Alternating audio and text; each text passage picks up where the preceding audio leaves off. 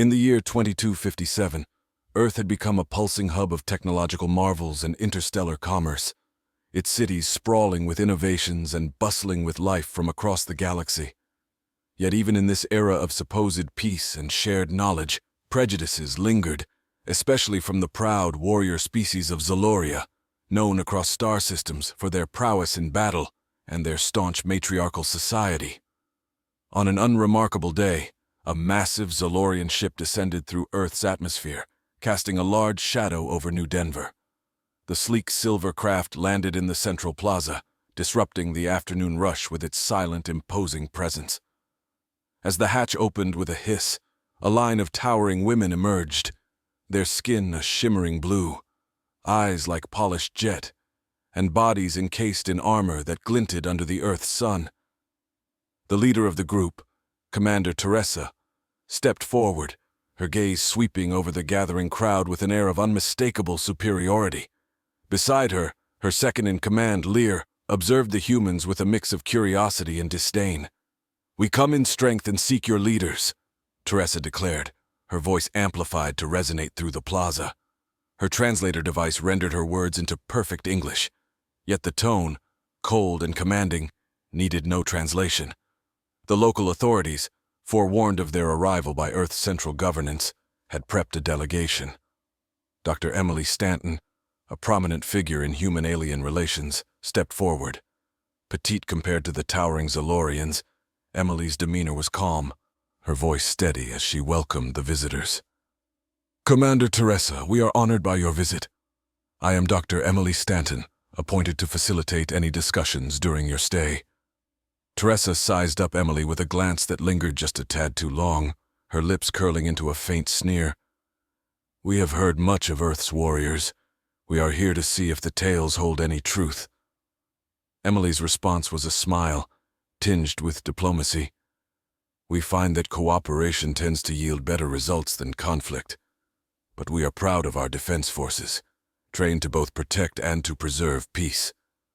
The Xalorian commander snorted, her gaze drifting over the onlookers. "Peace? A quaint concept. But it is strength that preserves societies. We will see if yours has any worth." As the crowd murmured, a group of young men from the Earth Defense Academy, who had been watching the exchange, shifted restlessly. Among them was Jack, a recent top graduate, known for his strategic mind and combat skills. Feeling a mix of indignation and challenge, he stepped forward. "Commander, with respect, we too value strength, but we measure it not just in might but in heart and mind. Perhaps there's more we can show you than you expect." Teresa's eyes flickered with a spark of interest, or was it amusement? "Is this one of your best warriors?" she asked Emily, gesturing towards Jack. "He is one of our promising defenders," Emily replied, her voice neutral yet firm. "Very well," Teresa said, turning her full attention to Jack. "Show us what your best can do. Perhaps a demonstration."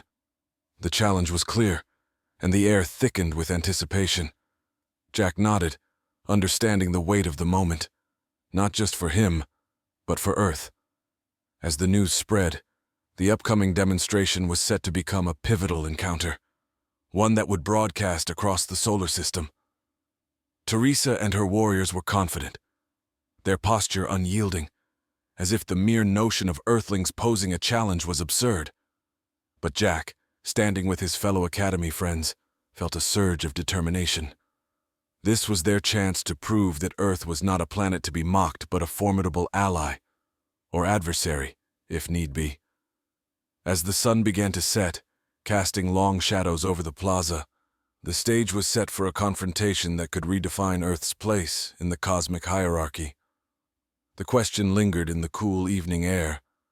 Could Earth's sons and daughters rise to meet the challenge of the alien warrior women who mocked them? The training grounds of the Earth Defense Academy had been transformed overnight into an arena fit for an interstellar spectacle. Towering holographic screens floated above, broadcasting every moment to an audience that stretched across planets. The air was charged with the buzz of countless alien dialects, Earth languages, and the whir of camera drones.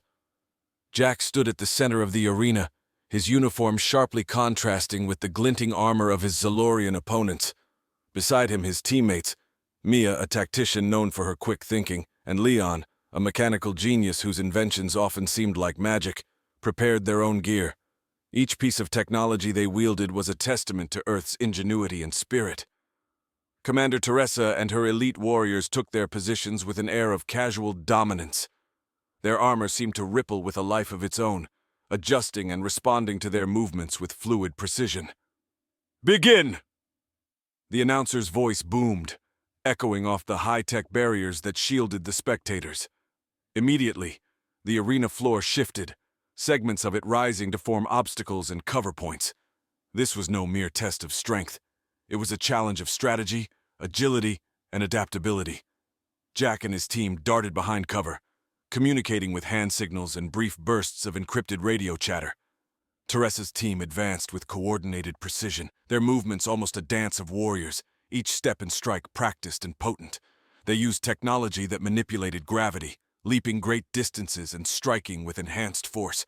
Jack countered with a device Leon had developed, a gravity well generator that disrupted the Xalorians' leaps, turning their controlled flight into chaotic tumbles.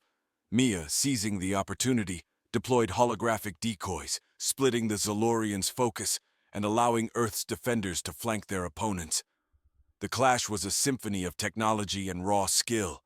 Energy blasts lit up the arena, absorbed or deflected by shimmering force fields. Each team adapted rapidly, implementing tactics designed on the fly, learning and countering the other's moves with growing respect.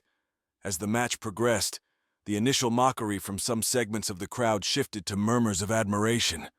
The Earth team's resilience and innovation were becoming apparent, even to the stoic Zalorians, whose initial overconfidence began to waver.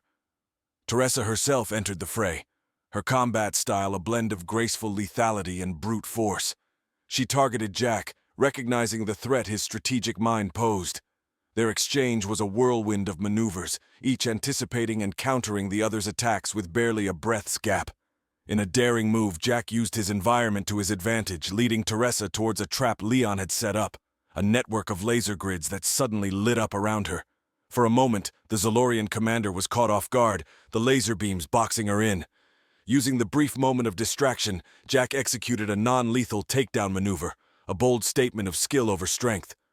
Teresa, trapped and momentarily helpless, finally yielded, a small nod of respect towards Jack marking the end of the duel. The arena erupted in cheers, not just for the spectacle, but for the undeniable proof of Earth's capability and heart. As the teams lined up to acknowledge each other, the respect was palpable. Earth had not only defended its honor, but had also earned a new standing among the stars. The encounter, while just a simulation of combat, had sown seeds of mutual respect and potential alliances. The Zalorians, known for their warrior pride, had come to mock, but left with an appreciation for Earth's spirit and the valor of its people.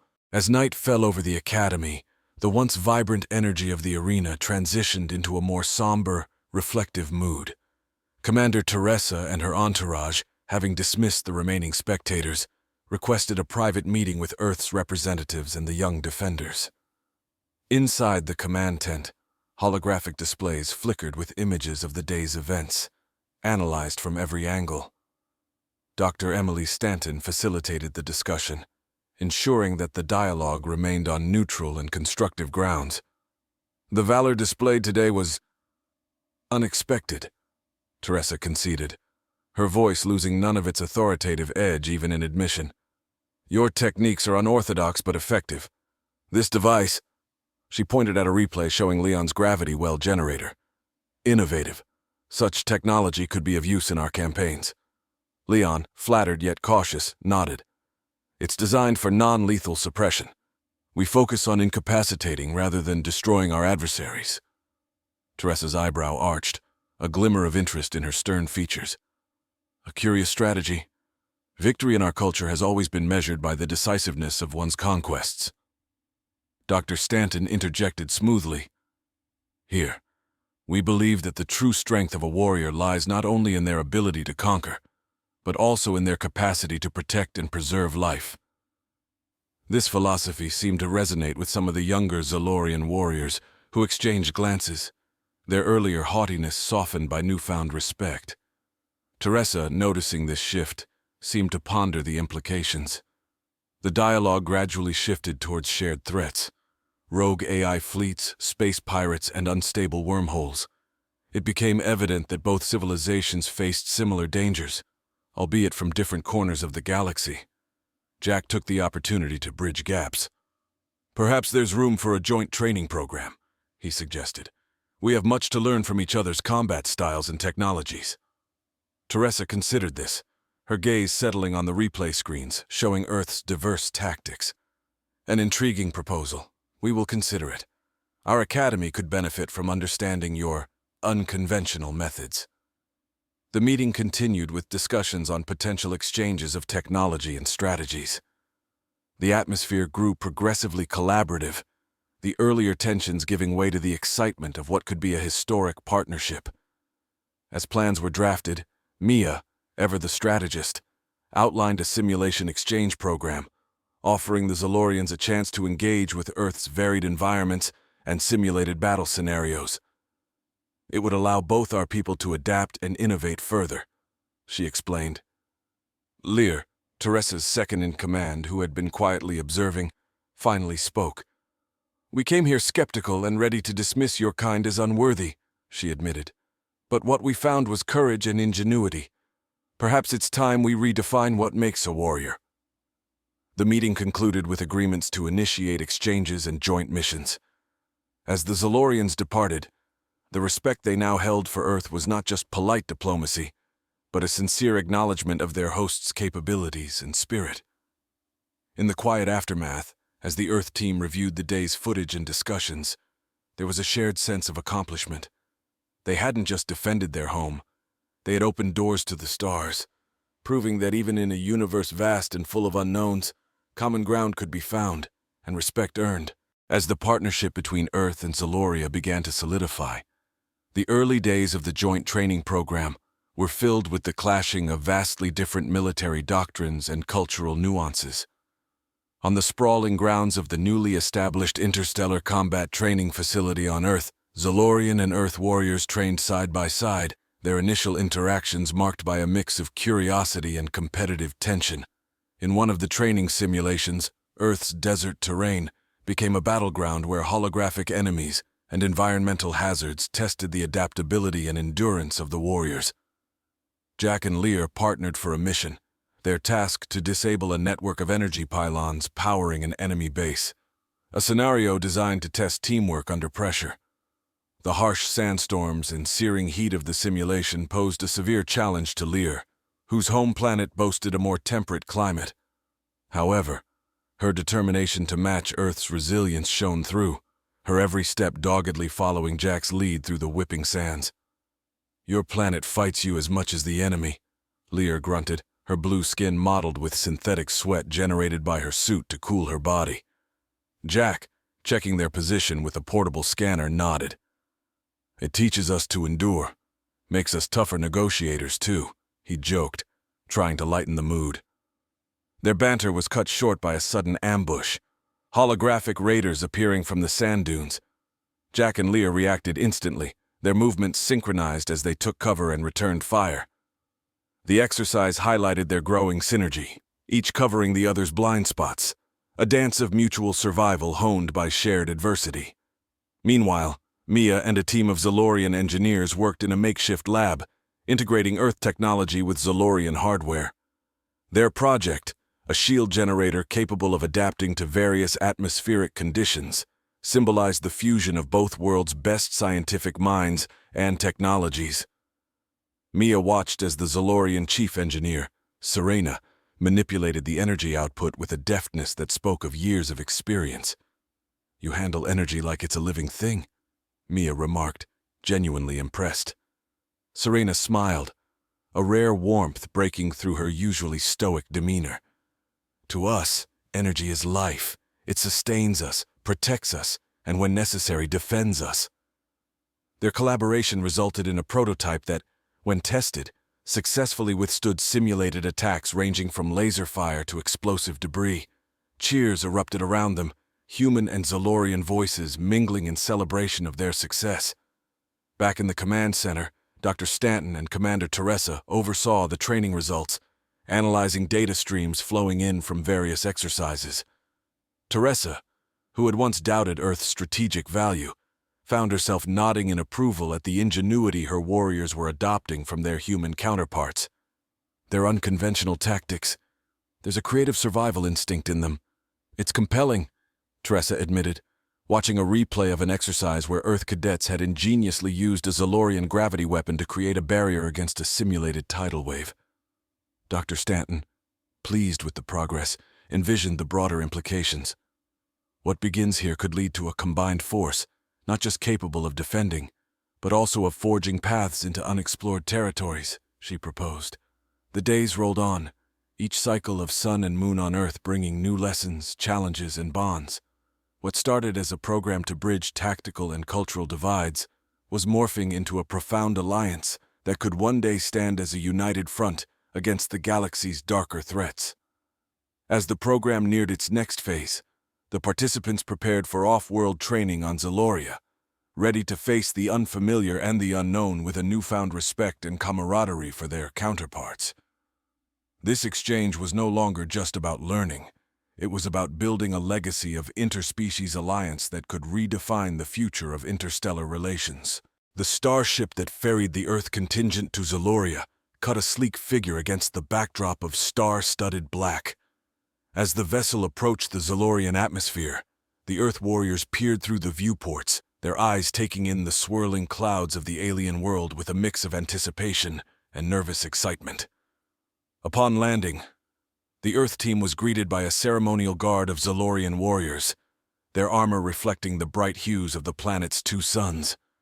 The air was vibrant with the scent of jukar flowers, a Xalorian plant known for its healing properties, and the sound of the Guthar drums, which were said to welcome heroes. The first days on Zeloria were spent in acclimatization. The gravity, slightly heavier than Earth's, was a constant pressure that tested their physical endurance. The landscape of Zeloria, with its vast mountain ranges radiating a spectrum of colors from the mineral-rich soils, provided both a visual spectacle and a challenging terrain for the training exercises. Jack and his team were introduced to the high-altitude training areas where thin air and fierce winds were the norms. Here, Xalorian warriors trained from a young age, learning to maneuver in conditions that would leave most species gasping. The Earth team's adaptation to these conditions was slow but steady, their progress a testament to their resilience and determination to stand equal in the eyes of their hosts.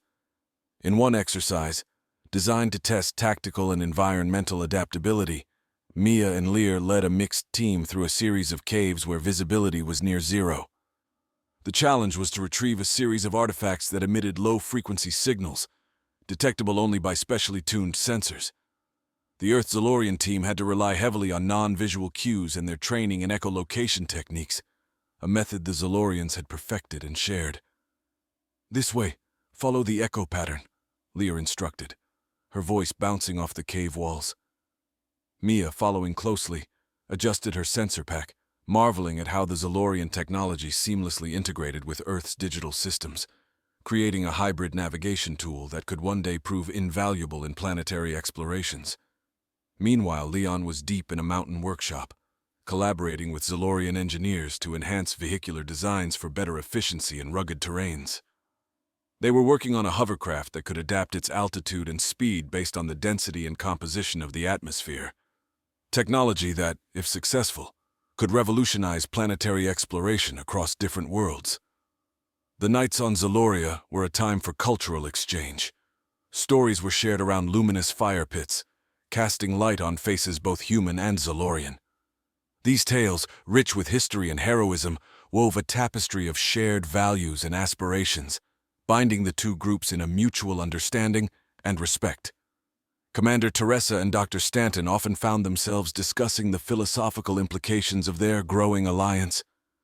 "Our ancestors believed that the stars were distant gods, watching over us, guiding us," Teresa shared one evening, her eyes reflecting the firelight. "Perhaps in a way they were right. Maybe they foresaw this unity we are building." As the training progressed, the combined teams prepared for a final simulation that would incorporate all they had learned and adapted. The scenario was set on the rugged terrains mimicking a hostile planet where they would perform a full-scale rescue operation under hostile conditions. This would be the ultimate test of their training, technology, and teamwork. The anticipation of this final test was palpable, each team member keen to demonstrate their capabilities, not just to their trainers, but to themselves and each other. The coming together of Earth and Xaloria, once marked by skepticism and veiled disdain, was now a bond forged in the fires of shared challenges and triumphs, a bond that promised to stand as a beacon of cooperation in a universe that often favored conflict. The dawn of the final day of simulation arrived with a sky painted in the brilliant oranges and purples unique to Zeloria. The air was crisp, and a slight chill hinted at the coming of the colder season on this alien planet. Both Earth and Xalorian teams gathered at the simulation site, a vast area rigged with environmental controls to mimic the hostile conditions of a barren, war-torn planet. As the suns climbed higher, the simulation commenced. The scenario: a downed diplomatic vessel on a volatile world, with high-ranking officials trapped and a local insurgency threatening their safety. The joint team's mission was to execute a rescue operation, neutralize threats, and ensure the survival of all hostages. Jack and Teresa, now battle comrades, led the first unit into the simulation. Their approach was stealthy, utilizing the terrain and their training to avoid detection. Jack, who had quickly adapted to the Xalorian style of navigation, guided the team through a series of rocky outcrops, signaling stops and starts with hand gestures refined over months of training. Mia and Lear, commanding the support unit, coordinated the surveillance drones, feeding real-time data back to the team. Their screens flickered with thermal images and movement patterns, allowing them to direct Jack and Teresa with precision. The integration of Earth's AI technology with Xalorian sensor tech had created a surveillance system with unprecedented accuracy.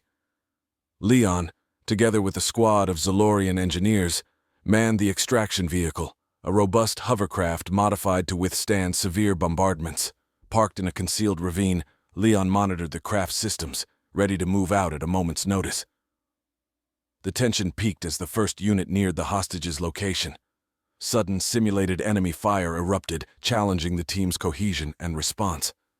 Jack and Teresa's unit deployed countermeasures, a blend of Xalorian energy shields and Earth's kinetic barriers, creating a protective dome as they moved forward. In the thick of the action, a problem arose. One of the hostage markers, a signal indicating the presence of a trapped diplomat, was located in a heavily fortified enemy bunker. The team adapted swiftly, using a drone-delivered non-lethal gas developed by Earth chemists that could incapacitate without harm. They breached the bunker. With the hostages secured and the enemy neutralized, the final phase was extraction. Leon piloted the hovercraft with expert precision, navigating the rough terrain as if it were the smooth streets of Earth. The vehicle's bay doors opened, and the rescued hostages were hurried inside. As the craft lifted off, anti-air fire was simulated, testing Leon's evasive maneuvers. Back at the command center, Dr. Stanton and Commander Teresa observed the operation, noting every detail, every small victory, and every area for improvement. The simulation ended with the hovercraft successfully breaking the hostile perimeter, hostages safe and team intact. The debriefing that followed was thorough. Every action was analyzed, every decision discussed.